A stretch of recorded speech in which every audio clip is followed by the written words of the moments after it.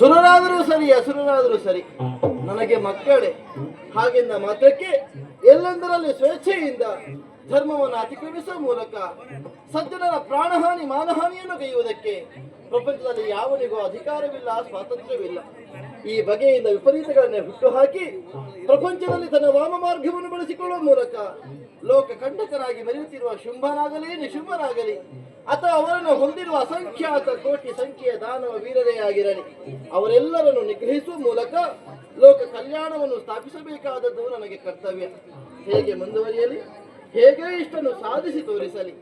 ಆದೀತು ಈ ಪೂರ್ವದಲ್ಲಿ ಮಧುಕೇಟ ವಧ ಪ್ರಕರಣದಲ್ಲಿ ಕಾಳಿಕಾ ಸ್ವರೂಪದಿಂದಲೇ ದೈತ್ಯರೀರ್ವರನ್ನು ಆವರಿಸಿದ್ದ ಕಾಲ, ಹರಿಗೆ ಪ್ರಚೋದನೆಯನ್ನು ಕೊಟ್ಟು ಖಳರನ್ನು ತಮೋಗುಣದಿಂದಲೇ ಆವರಿಸುವ ಮೂಲಕ ಅವರೀರ್ವರ ವಧೆಯನ್ನು ನಾನು ಸಾಧ್ಯವಾಗಿಸಿದೆ. ಆ ಬಳಿಕ ಮಹಿಷ ವಧ ಪ್ರಕರಣದಲ್ಲಿ ಮಹಾಲಕ್ಷ್ಮಿಯ ಸ್ವರೂಪದಿಂದಲೇ ಅಭಯವಾಕ್ಯವಾಗಿದೆ. ಅಲ್ಲದೆ ಶಿವನ ಘಾಸೆಯಿಂದಲೇ ಖಳ ಮಹಿಷನನ್ನು ಮುಗಿಸಿದೆ.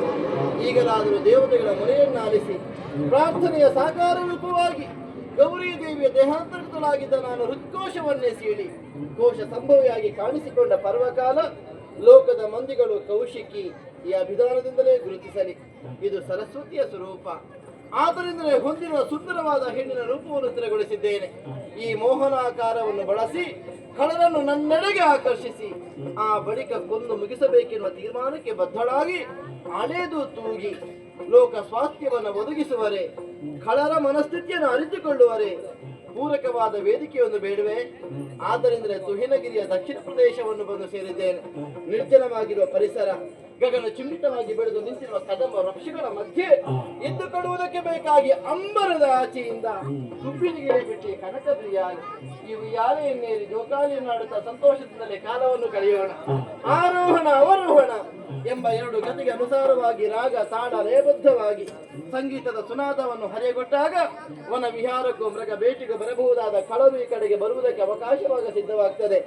ನಾನು ಇಂತಲ್ಲೇ ಇದ್ದೇನೆ ಅನ್ನುವುದನ್ನು ಸ್ಪಷ್ಟಪಡಿಸಲು ಸುಗ ತನ್ನ ಗಂಧವನ್ನು ಹೊತ್ತಿದು ಪಸರಿಸುವುದಕ್ಕೆ ಮಾರುತನಿಗೆ ಆಜ್ಞೆಯನ್ನೇನು ಕೊಟ್ಟದ್ದಾಯಿತು.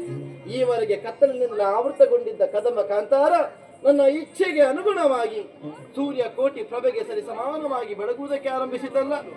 ದಿನಕರ ಕೋಟಿ ತೇಜದಲ್ಲಿ ಹೌದು, ಖಳರನ್ನು ಲೀಲೆಯಿಂದಲೇ ಕೊಂದು ಮುಗಿಸ್ತೇನೆ. ಮೆರೆವ ಕಾಂಚನ ದುಯ್ಯಾಲೆ ಏರಿ ಮಂಡಿಸೋಣವಂತೆ.